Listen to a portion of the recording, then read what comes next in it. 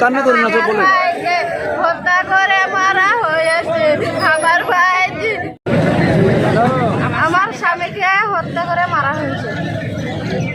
ওখানে হুমকি দেখাতো, ভয় দেখাতো যে আমাকে। কারা হুমকি দেখাতো? ওখানকার লোকে। কি বলতো? বলতো যে এখানে কি করতে এসছিস, বাড়ি যাই, একবার আমাকে একদিন বললো যে আমাকে ভয় লাগে গো, ভয় লাগে, আমি সারা রাত ঘুমাই না। আর আদর বাচ্চা দিয়ে সব দৌড়াদৌড়ি করে, একা থাকে মাঠের মধ্যে। তাই তা আমি বললাম যে বাড়ি পাইলে না, আর দুদিন থাকি। তাই বললো যে কোথায় কাজে গিয়েছিল? বিহারে। বিহারে কোনখানে?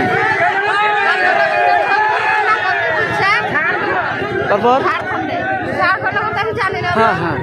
তারপর আমার স্বামী বুধবারের 1টার সময় ফোন করেছে, যে বুঝে কি করছো, খাওয়া দাওয়া করেছো? আমার একটা মেয়ে আছে 3 বছরকার।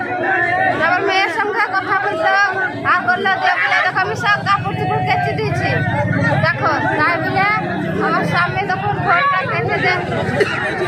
ডিম আলু তো রান্না করলে তা আমার মেয়েকে দেখাইলো, আমাকে দেখাইলো। দেখে এবার ভাত খেতে হোক, আমার স্বামীকে ভাত খেতে দেয়নি গো, জালিমরা হত্যা করে দিয়েছে গো আমার স্বামী। কি নাম ওর স্বামীর? কি নাম?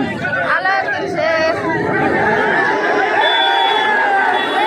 কি চাই আপনি? এখন কি চাইছেন আপনারা? আমি আপনাদের কাছে আবেদন চাইছি সরকারের কাছে, যেন আমার একটা 3 বছরের মেয়ে আছে, আমার আছি, আমার শ্বশুর শাশুড়ি আছে, আমার শ্বশুর প্যারালাইসিস। আপনারা যেন আমার একটা বিচার করে দেন, আপনারা সংশোধন করে দেন, এর ব্যবস্থা পাই।